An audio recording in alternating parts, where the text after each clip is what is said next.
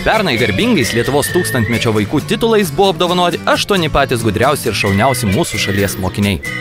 Visus juos pasveikino ir atminimo dovanas jiems įteikė projekto globėja Dalia Grybauskaitė. Be šalies prezidentės Lietuvos tūkstantmečio vaikus apdovanojo ir laidos draugai. Po sunkių mokslo metų nugalėtojai galėjo džiaugtis išskirtinėmis vasaros atostogomis. Lietuvos tūkstantmečio vaikų nugalėtoją Justiną Rastenę aplankėme milijonierių stovykloje. Ši stovykla nėra kaip standartinė stovykla, kur vien tik poilsis. Čia poilsis derinamas su tam tikru mokymusi. Aš sužinau tikrai daug naujų dalykų apie ekonomiką, apie verslumą ir apie visus kitus dalykus, kuriuos privalo žinoti kiekvienas, nes tai yra visa, kas yra aplink mus.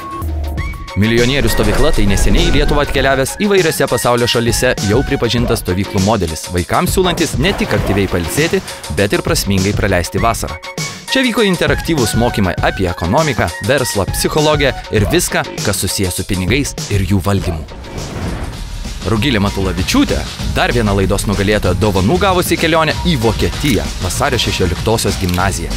Čia mergina ne tik susirado naujų draugų, bet ir įgijo naudingos patirties. Ta savaitė buvo žiauriai smagi. Pamačiau labai daug tokių dalykų, kurių galbūt Lietuvoje neturim ir kuriuos galbūt visai norėtųsi čia parsives. Ir žmonės iš tiesų labai įdomus ir su jais tikrai yra apie ką pašnekėti, nes visas mokykloje mokomasi 2 kalbom, tai vien tai jos išskirtinumas ir kai tu pamatai, kaip tie žmonės bendrauja, tai yra, atrodo, vis skirtingos kultūros, lietuviai ir vokiečiai, bet jie visur kartu. Ir tiesiog labai įdomu pamatyti tą visą sintezę jų bendravimą. Dar 3 Lietuvos tūkstantmečio vaikų nugalėtojai buvo pakviesti į Nacionalinės moksleivių akademijos vasaros sesiją.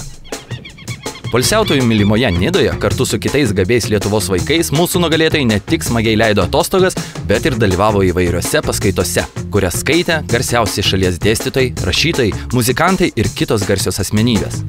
Čia buvo mokomasi biochemijos, chemijos, ekonomikos, filologijos, fizikos, informatikos, istorijos, muzikos ir net matematikos. Man čia žiauriai patiko. Viskas čia yra puiku. Bet pats įspūdingiausias dalykas tai čia aišku yra paskaitos. Iš tikrųjų moko labai aukšto rango žmonės, dažniausiai profesoriai, dėstytojai.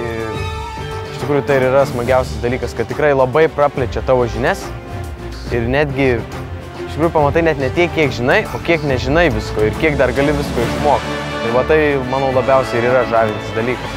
Štai tokia buvo mūsų praėjusio sezono nugalėtojų vasara. Tikimės, kad smagūs įspūdžiai mokslo labirintuose vaikus lydės ir šiemet. Linkime gerų naujų mokslo metų.